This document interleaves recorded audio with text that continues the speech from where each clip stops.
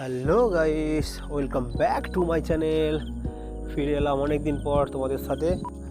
ভিডিওটা করেছিলাম শ্রাবণ মাসের লাস্ট সোমবার, বাট ছাড়াও হয়নি, সময়ের অপেক্ষা, তার জন্য ছাড়াও হয়নি। তাই ভাবলাম অনেকদিন পরে একটু সময় পেয়েছি, তোমাদের সাথে ভিডিওটা নিয়ে আসি। ভোলে বাবার আশীর্বাদে তোমরা সবাই ভালো আছো, সুস্থ আছো, পরিবারের সবাই ভালো আছে। তো চলো শুরু করা যাক।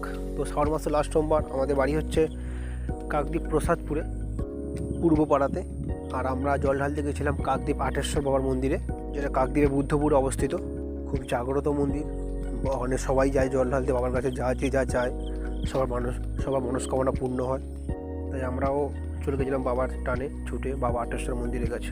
প্রত্যেক বছরই যাই আমি তারকেশ্বরে, আমাদের পাড়ার থেকেও যাই তারকেশ্বরে, কিন্তু এবছর আমাদের একটু প্রবলেম ছিল বলে পাড়ার কেউ যায়নি।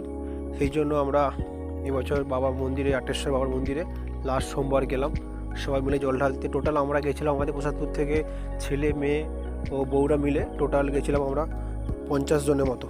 সবাই মিলে আমরা জল ঢেলেছি। ভিডিওটা যদি ভালো লেগে থাকে একটু শেয়ার করো, কমেন্ট করো ও সাবস্ক্রাইব